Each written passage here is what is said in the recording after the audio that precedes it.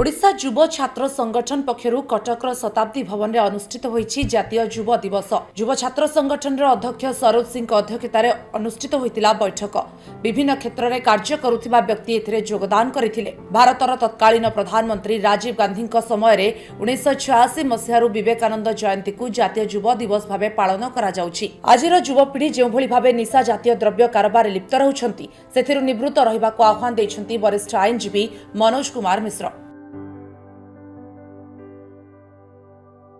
प्रथम आम कार्यक्रम 1986 मसीह तत्कालीन मुख्यमंत्री जानीक बल्लभ पट्टनायक मुख्य पृष्ठपोषक थिले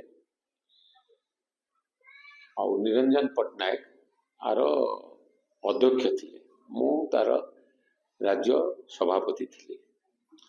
बहु नेता आमर ये अनुष्ठान बाहरिकी किए विधायक होती किए मंत्री भी होती अनेक बड़ पद पदवी को जाइछंती देश विदेश रे अछंती किंतु सेबेठू ये कार्यक्रमटा चालू होउछि एवं हजार हजार संख्या रे पिला माने आसंती युवक माने युवती माने कटक रे शहीद भवन ठारे पालन करा जाए।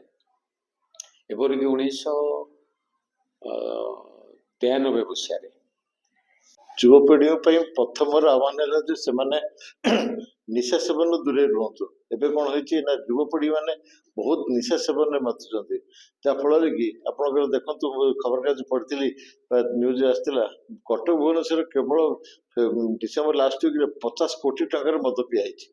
तेणु ये जिनसा युवपीढ़ी आउ गए युवपीढ़ी गोटे मोर आह्वान रही एक्टिव स्वास्थ्य को मेन्टेन आगुरी युवपीढ़ी युव अवस्था रोग हो आजिकल अनेक देखा युव अवस्था हार्ट अटैक भी होना रोग हो। तेणु एक्टिव देहटा को प्रॉपर्ली मेन्टेन करूँ मैंने प्रॉपर एक्सरसाइज करूँ। खाद्यटा को बहुत इंपोर्टेंट हम घर खाद्य छाड़ी बाहर खाद्य युवपीढ़ी मैंने बेसी खाऊँ तो सहीटा को नियंत्रण करूँ। कर्म उपर बेसी आड़े छाड़े समय नष्ट न करिकी कर्म उपर ध्यान दिंतु। कर्म उपर ध्यान देले भविष्य बहुत उज्जवल रहिबो। भविष्य बयस प्रथम युवा बयस आम सका 7 रु राति 12 गोटे पर्यंत कम करूँ। मुझे 71 वर्ष बयस भी मुझे सका 7 रु राति 11टा पर्यंत कम कर कंटिन्यूअसली। तेणु से युवा बयस थे स्पिरिटा कंटिन्यू कर बहुत हाई स्पिरिट रही।